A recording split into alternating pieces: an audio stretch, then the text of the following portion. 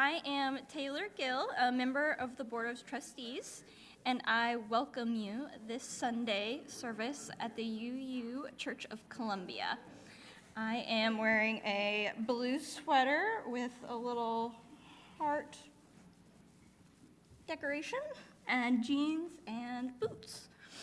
So we are a congregation of many beliefs striving together to embody courageous love, radical welcome, and deep connection. We are so glad you are here. Welcome. We offer a live stream of our services and extend a warm welcome to those joining online. We strive to make our worship accessible, and you can find an accessible order of service with hymn lyrics included at our homepage, uucomo.org. There are listening-assisted devices with our ushers near the entrance of the sanctuary. If you are on Zoom, you can click the CC button for subtitles. We also have a fragrance-free section in front 2 rows of the east side of the sanctuary and ask for those seats to be reserved for those with chemical sensitivities and those not using scented products. As usual, masks are very welcome and celebrated and optional. We'd like to particularly welcome any visitors among us this morning and invite you to find our Visitor Connect book in the greeting area or in the chat, or use the QR code in your order of service. We'd love to stay in touch with you. Children and babies are always welcome in worship, and we will have nursery care in the lower level for our youngest ones, as well as a lively children's program for all ages. Children will be invited to their classes after a moment of centering and song.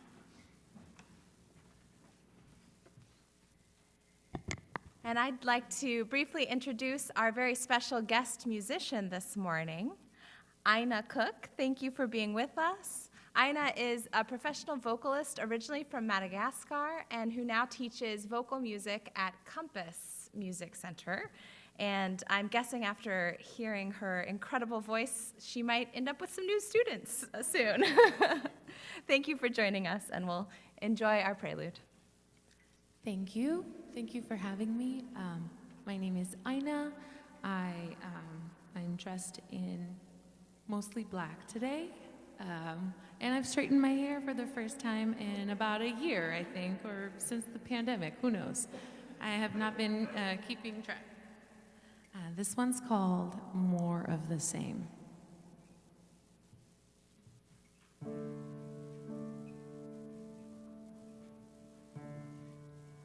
More of the same.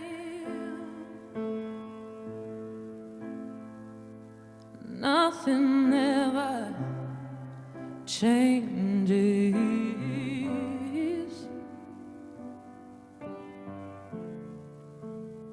We hide it away, different places, same circumstances. Did you not learn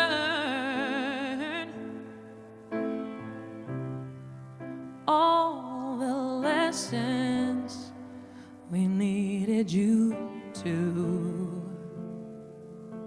You kept your eyes closed. How could you learn? Here we go again, another trip around the sun again, fighting for the same things. Will it ever end? Although outnumbered, we won't keep quiet. Our hearts are broken, our eyes they weep. Hand in hand we walk towards the light, fist in the air for all who can't breathe. Everything must change.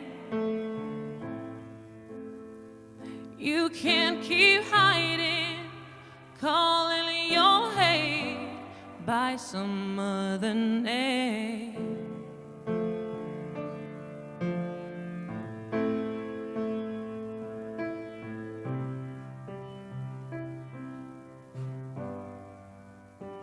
Although outgunned, we won't keep quiet. Our bones are broken, our faces they bleed. Hand in hand we will walk right through the fire, towards the light, so all may breathe. Everything will change.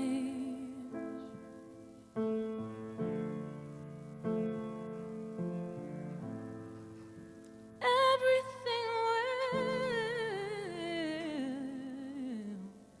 change.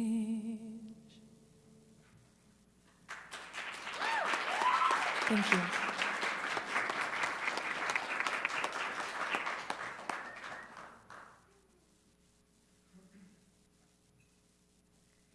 Good morning. I'm the Reverend Molly Housh Gordon, minister of this congregation.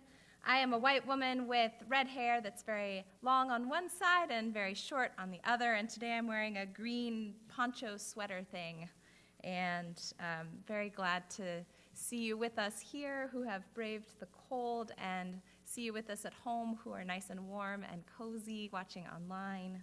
It is good to be together in all the ways we're able to gather. Holy One, known by many names and in many ways, as we gather to celebrate the legacy of the Reverend Dr. Martin Luther King Jr. this weekend, and the legacy of the countless souls who joined in grassroots movement alongside him, and the thousands who struggle for liberation still, even in this moment. We recall King's exhortation that power without love is reckless and abusive, and love without power is sentimental and anemic. We gather recalling that love is anemic without the commitment to use our power in the service of mutual thriving, knowing that our difference is a strength when we invite it to join us in our power. We remember Dr. King's radical teaching that threatened the status quo. Power at its best is love implementing the demands of justice, and justice at its best is power correcting everything that stands against love. As we gather this morning, we pray that a spirit of compassion might correct in us everything that stands against love. Every fear of the other, every suspicion of scarcity, every clenching greed, every immobilizing complacency. We pray that love will help us know our own thriving is bound up in the well-being of each and all, in the single garment of destiny where power is shared and freedom finally realized. And most of all, we gather to draw courage, so that we might face productive discomfort and engage in bold action in the face of every injustice, knowing that our own souls are at stake every time dignity is denied.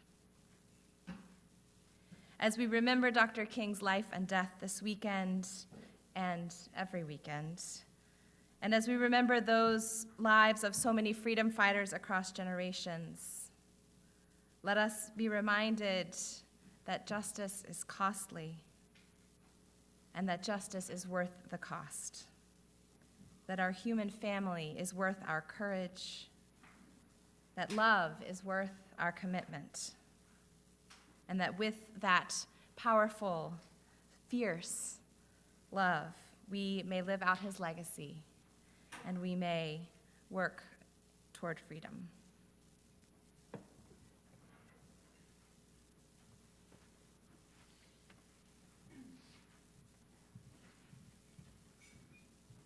Good morning. I am Isatu Kamara Bush, your worship associate this morning. I am a brown-skinned woman with dark hair wearing a black turtleneck. We light this chalice in memory of the courage of those who struggled for freedom, the persistence of those who've struggled for justice, and the love of those who've built beloved communities to carry on the light of hope. Will you please join me in the affirmation printed in your order of service? Love is the spirit of this church, and service is its law. This is our great covenant, to dwell together in peace, to seek the truth in love, and to help one another.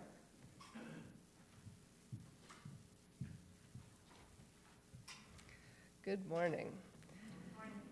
I'm Jamila Batchelder, the Director of Religious Education here. I am a middle-aged white woman with dark blonde hair and glasses, and I am wearing a turquoise and light green striped blouse, a turquoise velvet blazer, and a green knit scarf. For our centering this week, we will continue centering on our hearts and courage. So close your eyes and bring your awareness to your heart. Maybe put your hand to your heart and feel it beating.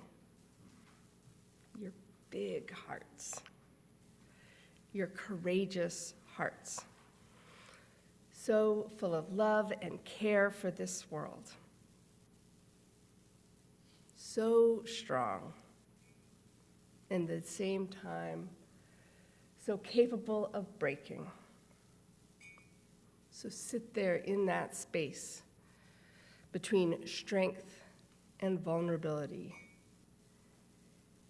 and find that this is where courage lies.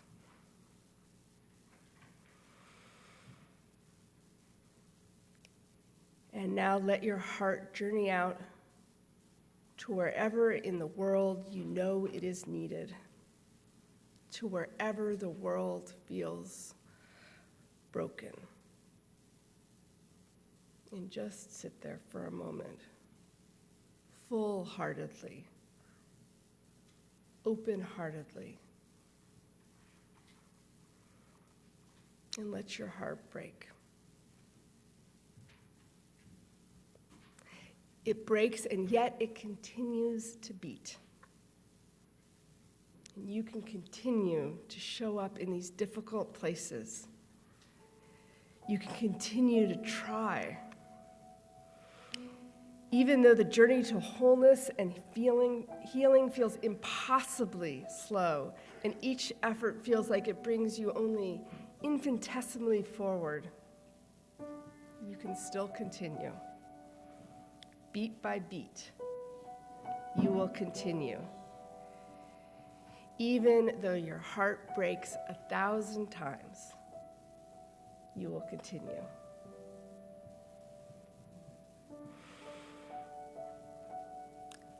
And now bring your awareness to all of the other big, beautiful hearts in this world, loving it like you do. Think of some of the courageous hearts right here in this room with you. Imagine them beating with yours, aching and breaking with yours, and yet still beating, still loving. Imagine how, with courage, together, what this love can accomplish.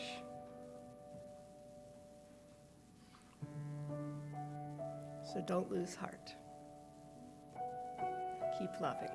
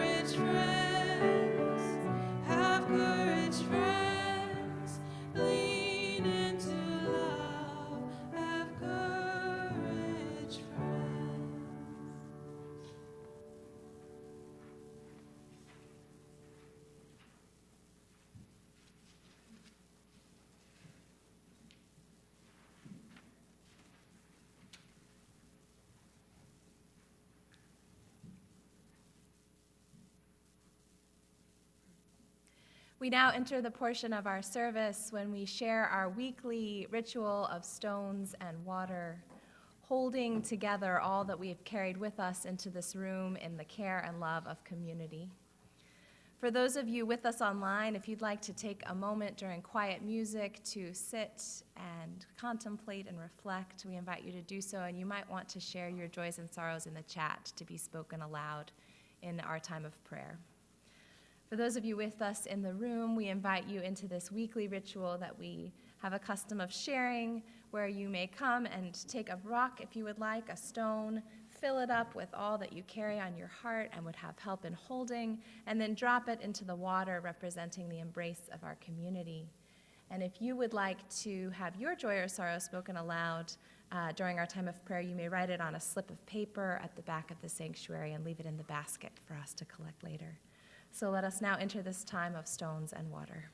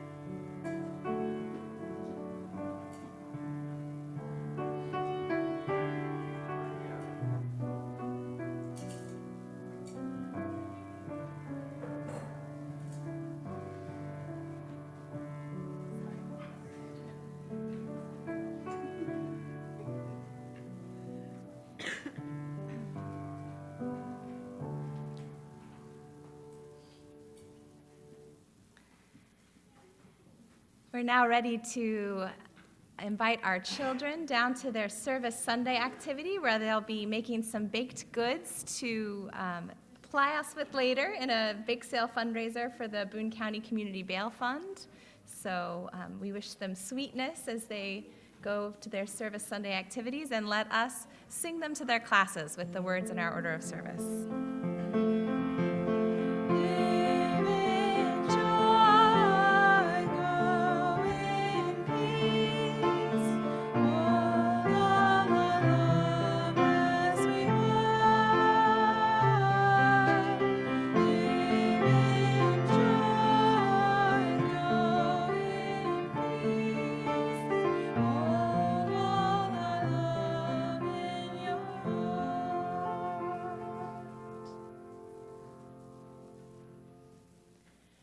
As we now prepare to hold the joys and sorrows of our community in heart, let us prepare ourselves with a moment of silence.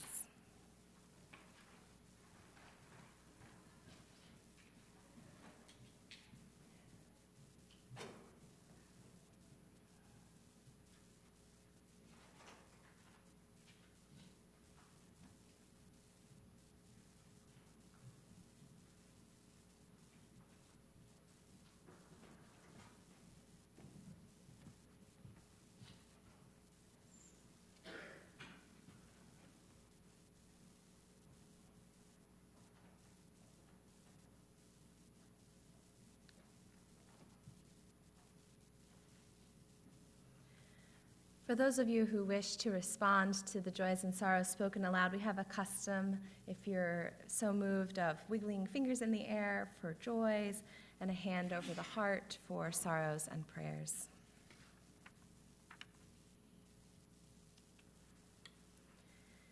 We join our hearts with Mia, who shares joy of being happy to be here and alive.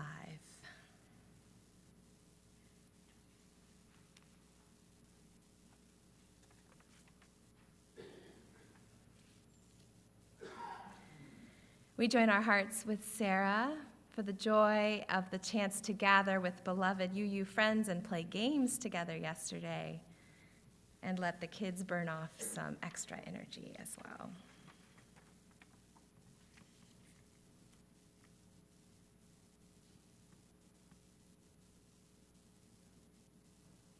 We join our hearts with Jazz in joy.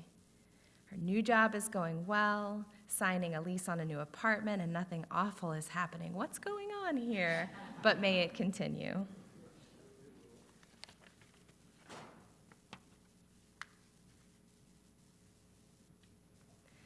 We join our hearts with Jamila, who shares gratitude for a ride from Reverend Molly when her car wouldn't start. Didn't want a bike today. And let's join our hearts with all who are suffering the impact of this deeply cold weather, with everything from frozen pipes to a true threat to life for our unhoused neighbors. Let us hold all in warmth and continue to support the organizations that do life-saving care in winter weather.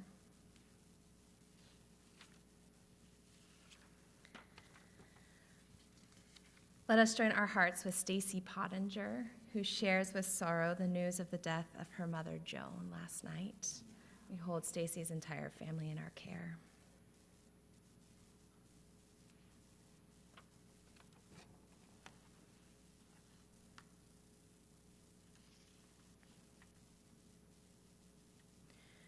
Let us join our hearts in prayer for the people of Gaza, grieving unimaginable loss, experiencing vast displacement, under constant threat of bombs, and in imminent danger of starvation, dehydration, and widespread disease.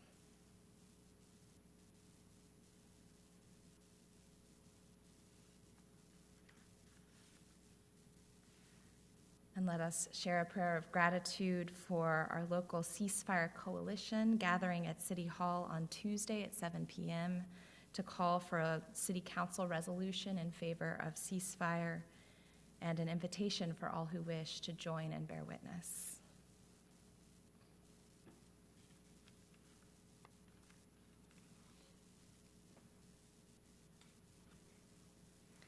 And will you join me in prayer or contemplation as you are moved now with the words of the Reverend Dr. Martin Luther King Jr. I invite you who join in our gathering from many beliefs and paths to hear these words through any theological differences and to the longings and commitments shared by humans across belief in the transforming spirit of love. I pray in the words of Dr. King. O God, we thank you for the lives of great saints and prophets in the past who have revealed to us that we can stand up amid the problems and difficulties and trials of life and not give in. We thank you for our foreparents who've given us something in the midst of the darkness of exploitation and oppression to keep going. Grant that we will go on with the proper faith and proper determination of will so that we will be able to make a creative contribution to this world. God, we thank you for the inspiration of Jesus. Grant that we will love you with all our hearts, souls, and minds, and love our neighbors as we love ourselves. And we ask you, God, in these days of emotional tension, when the problems of the world are gigantic in extent and chaotic in detail, to be with us in our going out and our coming in our rising up and in our lying down, in our moments of joy and in our moments of sorrow, until that day when there shall be no sunset and no dawn. We thank you for your church, founded upon your word that challenges us to do more than sing and pray, but go out and work as though the very answer to our prayers depended on us and not upon you. Help us to realize that humanity was created to shine like the stars and live on through eternity. Keep us, we pray, in perfect peace. Help us walk together, pray together, sing together, and live together until that day when all God's children will rejoice in one common band of humanity, in the reign of our God. We pray. Amen. And our hymn of response is number 155 in your gray hymnal, Circle Round for Freedom. I invite you to rise or remain seated as you are most comfortable today, and join in singing.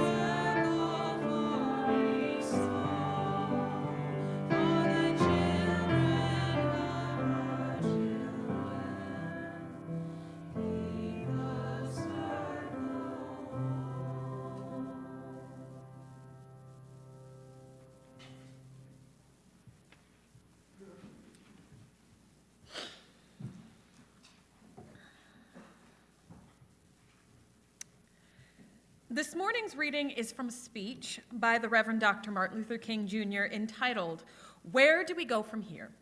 This speech was given to the Southern Christian Leadership Conference in August of 1967, toward the end of King's work as he was assassinated less than a year later.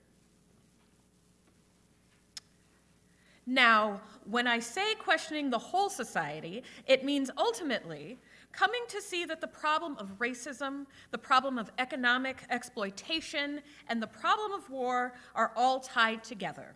These are triple evils that are interrelated. A nation that will keep people in slavery for 244 years will thingify them and make them things. And therefore, they will exploit them and poor people generally, economically. And a nation that will exploit economically will have foreign investments and everything else, and it will have to use its military might to protect them. All these problems are tied together. What I'm saying today is that we must go from this convention and say, America, you must be born again.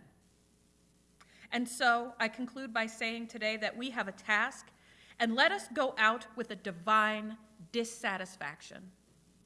Let us be dissatisfied until America will no longer have a high blood pressure of creeds and an anemia of deeds. Let us be dissatisfied until the tragic walls that separate the outer city of wealth and comfort from the inner city of poverty and despair shall be crushed by the battering rams of the forces of justice.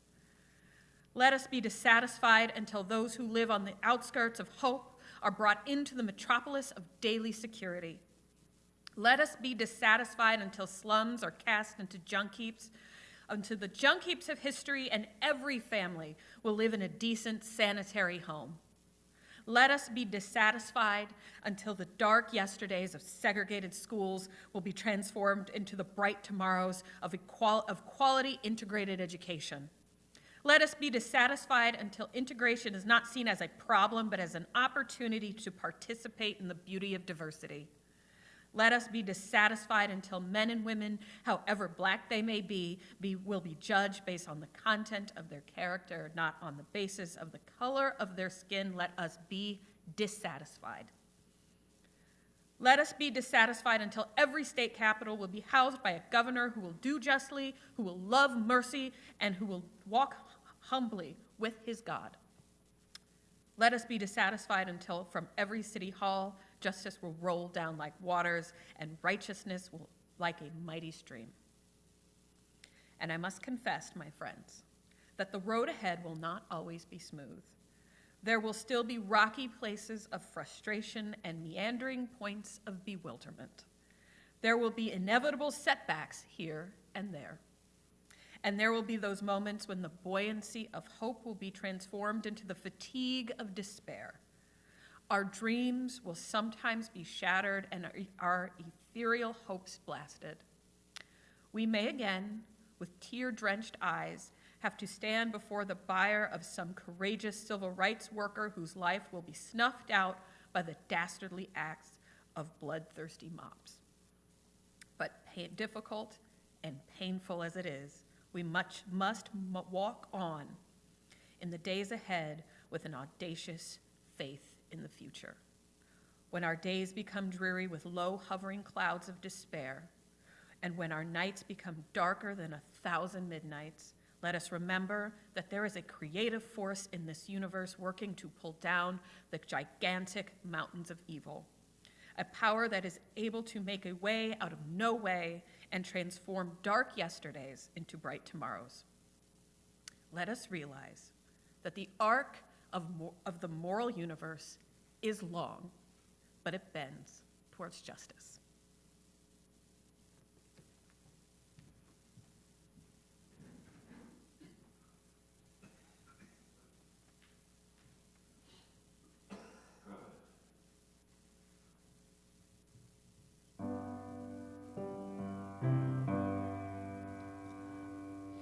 I went up the mountain 'cause you asked me to. Up over the clouds to where the sky was blue. I could see all around me, everywhere. I could see all around me, everywhere. Sometimes I feel like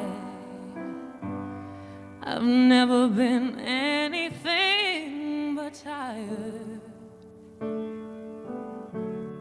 and that I'll be walking till the day I expire. Sometimes I lay down, no more can I do, but then I get on again, 'cause you told me to.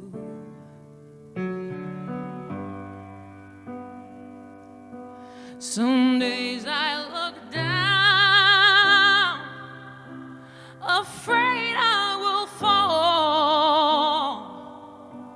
and though the sun shines, I see nothing at all. And then I hear your sweet voice, sweet voice, tell me you love me so. In that peaceful valley just over the mountain, that peaceful valley so few come to know. I may never get there, never in this lifetime, but sooner or later it's where I will go. Sooner or later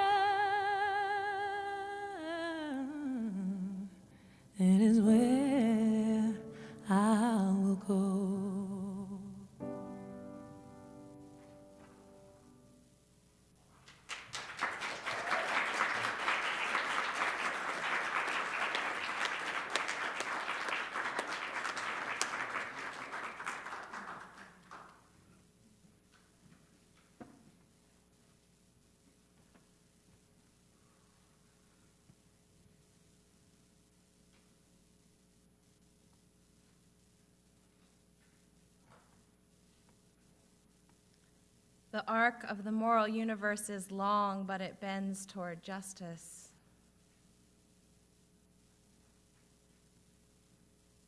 We listen to the words of Dr. King today, these many years later.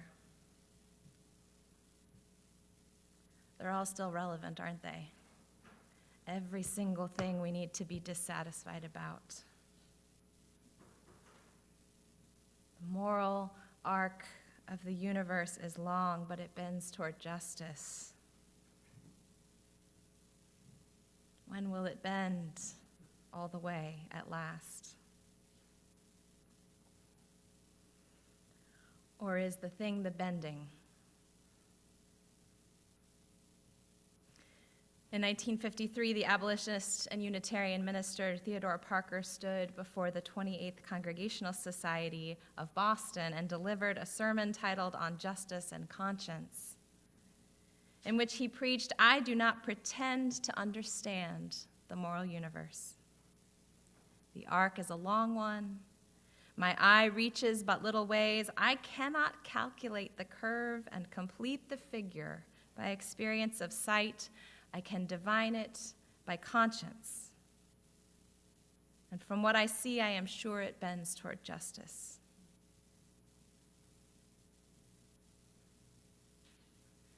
It was never a certain thing.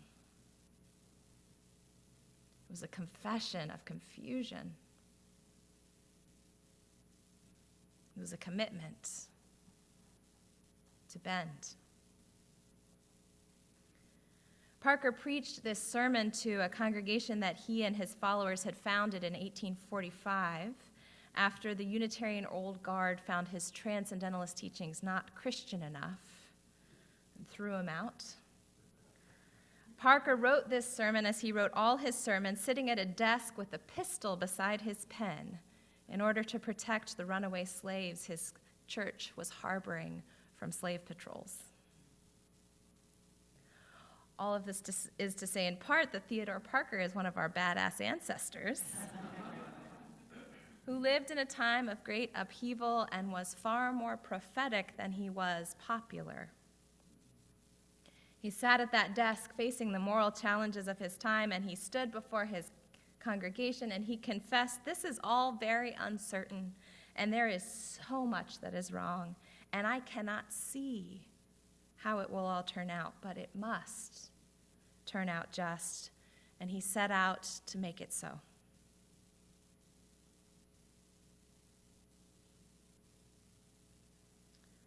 A little more than 100 years later, in 1965, the civil rights leader and Baptist minister Martin Luther King Jr. stood before crowds of black voting rights activists and their white allies in Selma, Alabama, preparing to march to Montgomery for voting rights. The first attempt at the march had ended in chaos as white state troopers and a violent white county militia beat and tear-gassed protesters in an event that was later became known as Bloody Sunday. The second attempt at the march was halted by federal injunction and shocked by the murder of Unitarian minister James Reeb by a white mob the night before the march was to take place. The third attempt finally proceeded, and at some point Dr. King was asked, "How long will it take to see social justice?" "How long?" he replied. "Not long, because the arc of the moral universe is long, but it bends toward justice." It wasn't a promise or a guarantee, it was a statement of commitment.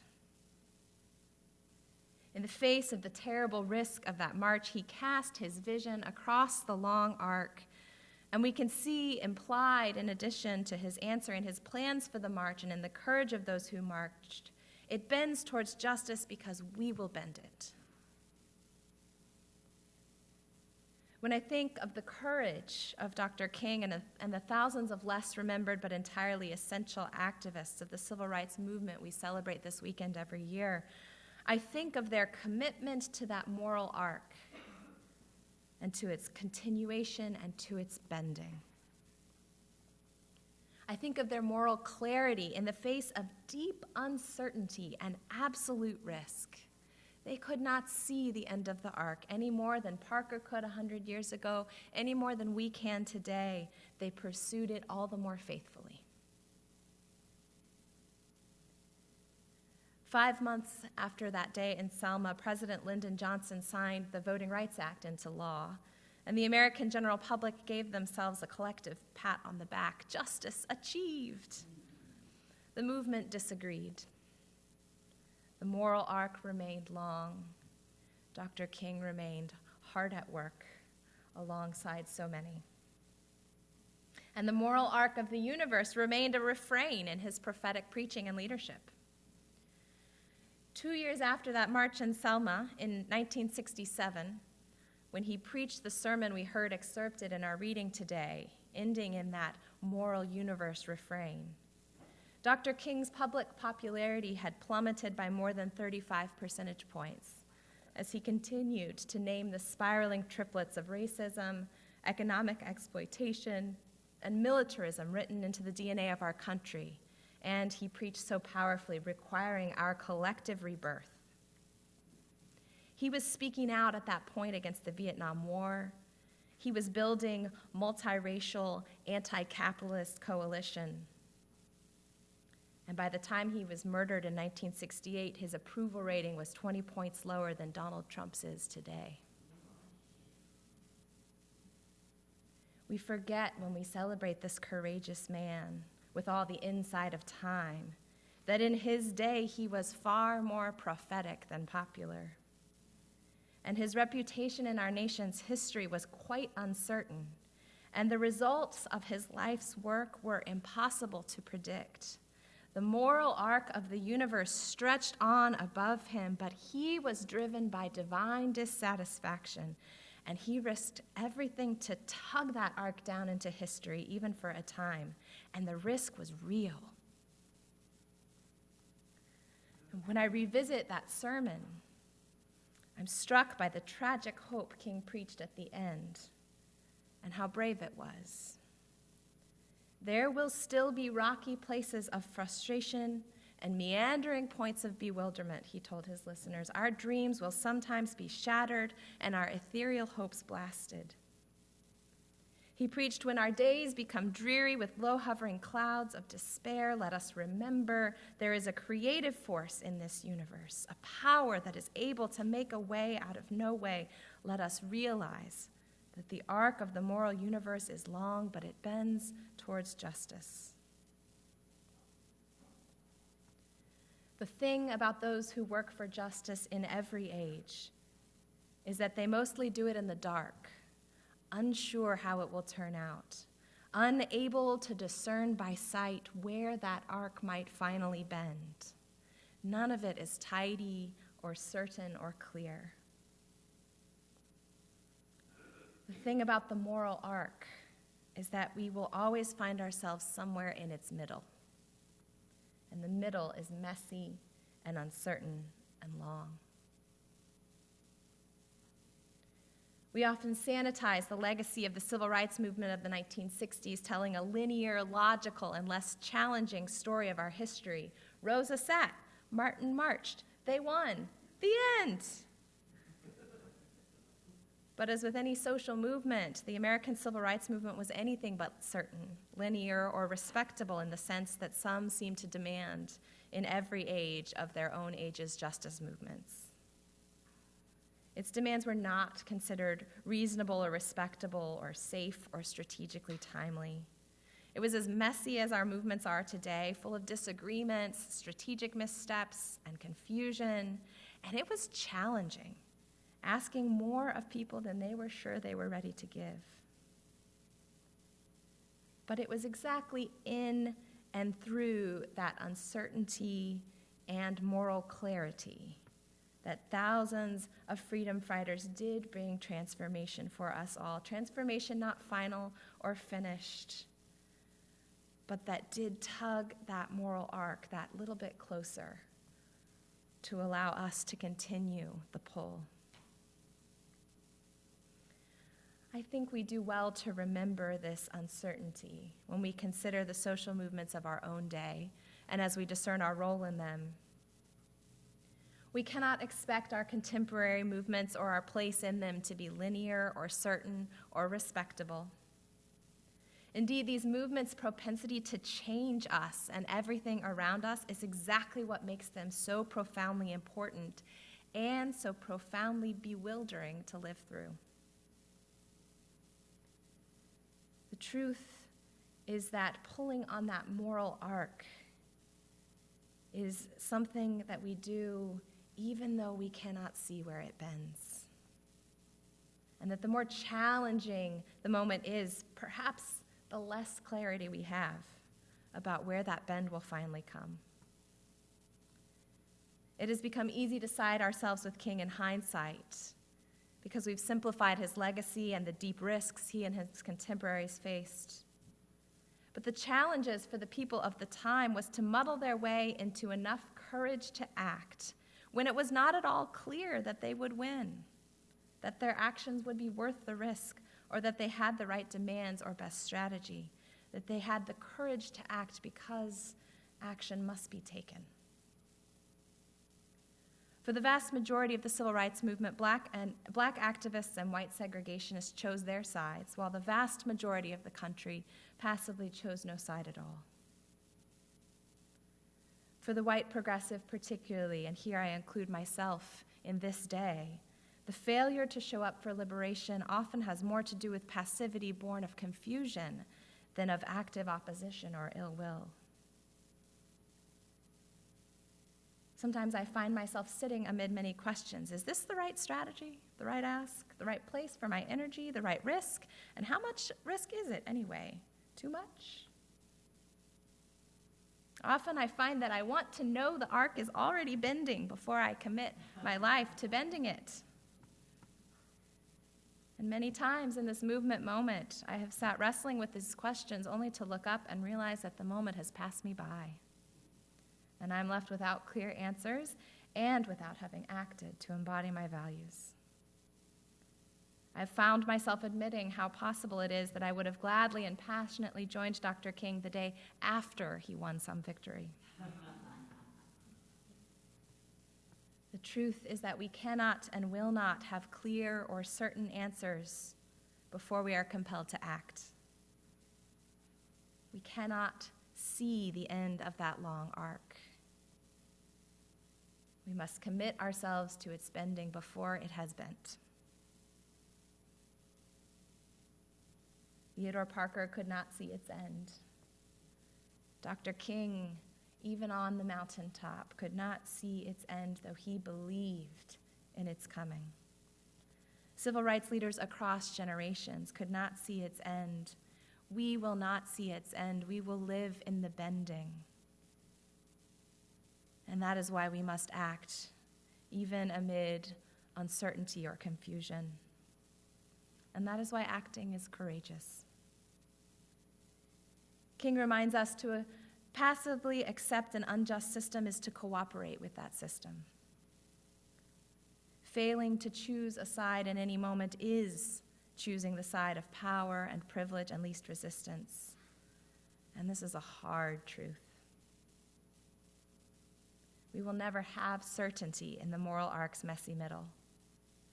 But I think we can ask ourselves a few more productive questions to help us be brave to act. Whose dignity is most at risk in this situation? Who is most vulnerable, and what are they asking of me? And how can I find my way to say, yes, I'll be there? We can ask better questions in the moral arc's messy middle. And then we can join our hands there as King preached and lived out, as Parker preached and lived out. We can pray with our ancestors for clarity when we are weary and bewildered, for courage when we are sore afraid, and for the guidance of fierce and urgent love that calls us on. We can join our hands right in the middle of that long arc and join with those that together will pull it that little way closer and pass it on to those who will continue to pull. As we commit our hearts to the work this morning, let us join in singing. Our teal hymnal contains number 1018, Come and Go With Me. I invite you to rise or remain seated as you're most comfortable and join in song.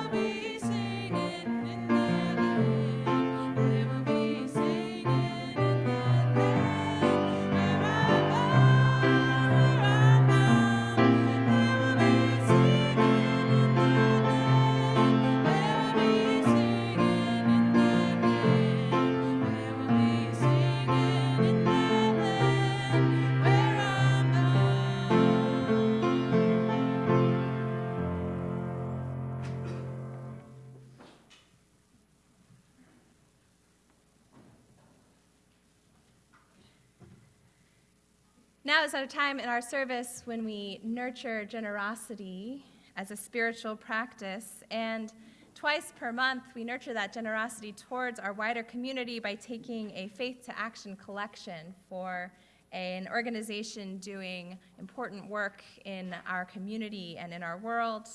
And January's Faith to Action partner is Missourians for Alternatives to the Death Penalty. And I'm delighted that Wiley Miller, a longtime anti-death penalty activist in Missouri and member of Missourians for Alternatives to the Death Penalty, and of course, beloved member of our own congregation, is here to introduce the offering and tell us a little bit about their work and how we can help them with our offering this morning. Thank you, Wiley.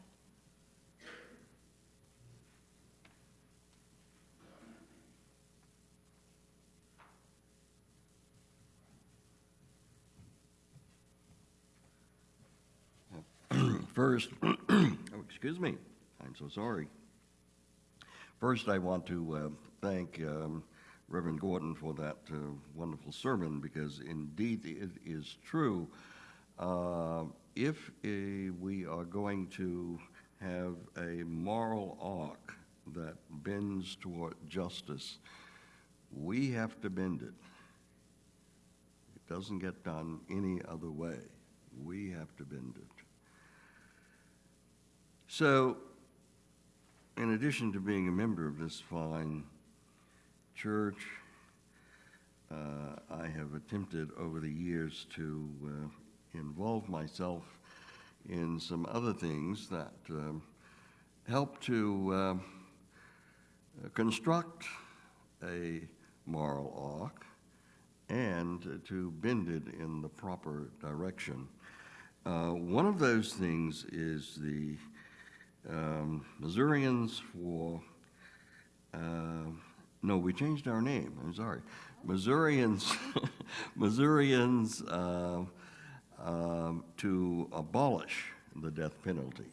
For a long time, we were for alternatives to the death penalty, and we're still for alternatives, but we think it speaks more directly to our objectives to state forthright that we wish to abolish the death penalty. There's a lot I could tell you about our work. We think that is among the more moral work that can be done. When you think of it, you know, we have been practicing the death penalty for a very long time, for just about as long as human beings have been on this planet. And it has not yielded one positive outcome yet. Nothing positive of which I'm aware, and if you know of something, please let me know. Nothing I know has been positive about human beings engaging in the killing of other human beings, especially when it calls upon the state to do the killing. We're trying desperately to end the death penalty in Missouri and in the country, for that matter, in the world. Much of the world is a bit ahead of the United States in this regard, you might know. But our work continues. Now, in Missouri, you would think that, Missouri has become increasingly, and I'll use a polite word here, a conservative state. And the chances that we would end the death penalty here are remote. But you would be surprised. Many members of the legislature, not a majority certainly, but many, have come to recognize the folly of the death penalty. They especially recognize the expense of the death penalty. And so they are beginning to move, slowly to be sure, but they're beginning to move in the direction of questioning whether that's a practice that even Missouri should continue.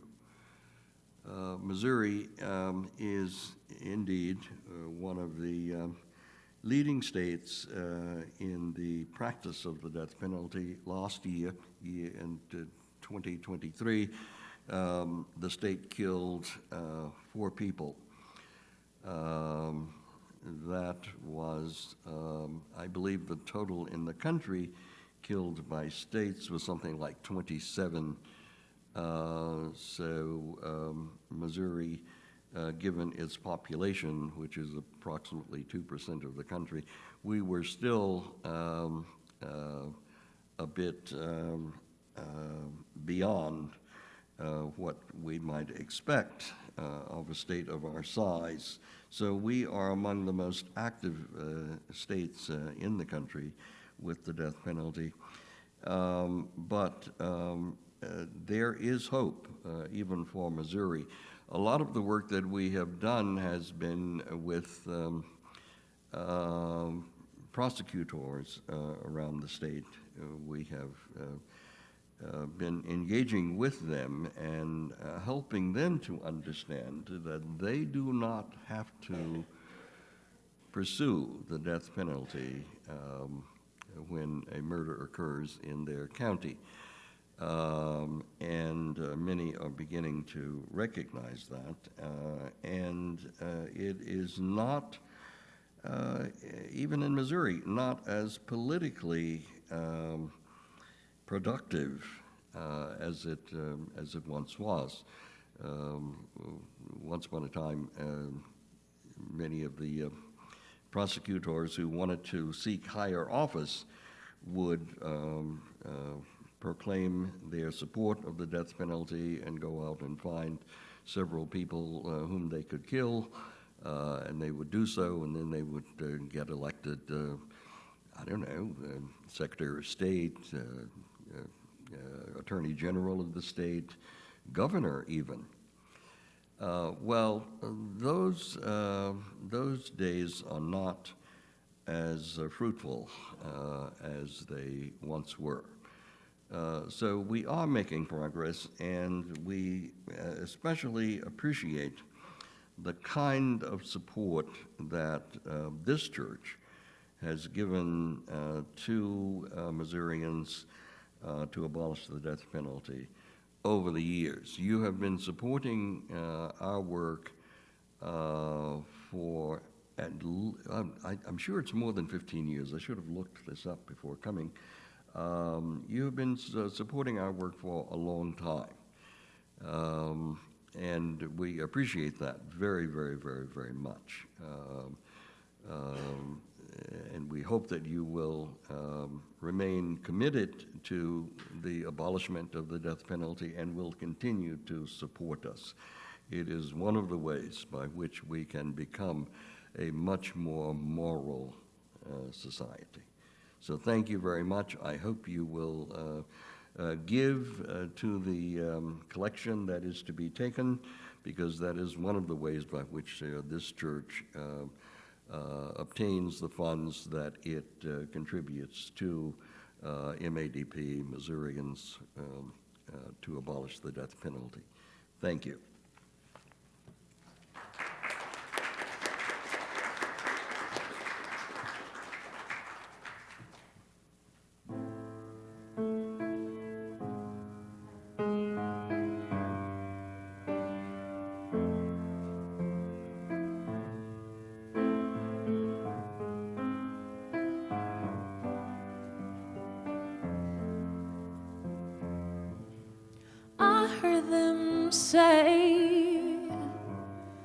Heard people say, just get over it.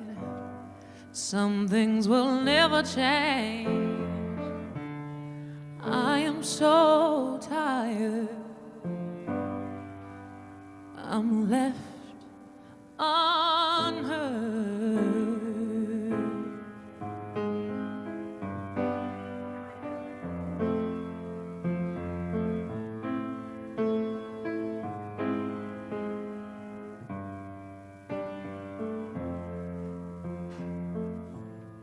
Leave it alone, they said. Don't make any way. We've always done it this way. Now why would we need to change? We're so tired. You want us kept unheard.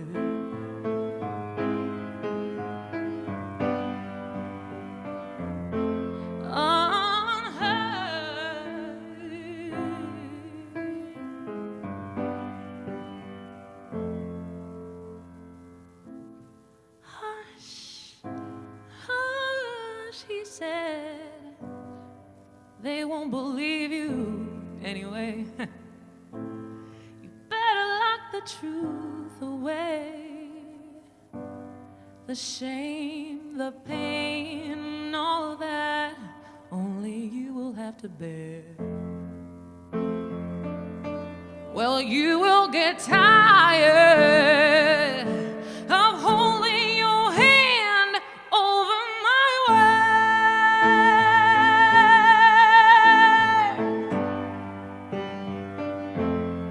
Over my way.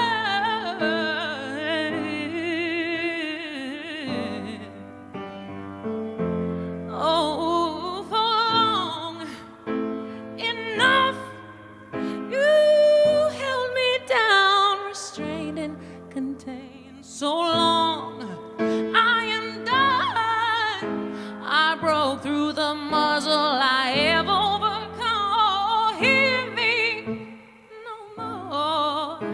You do not hold me, I've already broken free.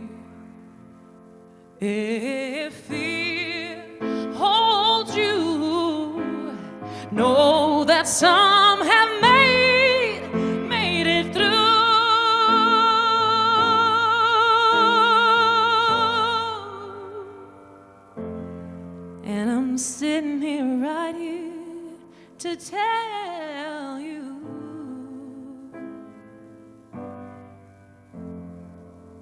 so can you.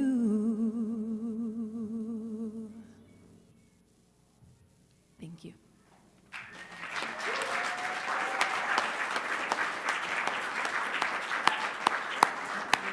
Thank you so much, Ina, for all the incredible music this morning. Wow.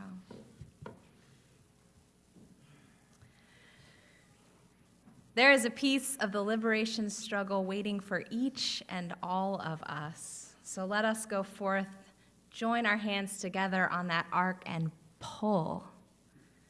Go in blessing, and be a blessing to a world that needs our care. And let us sing our benediction.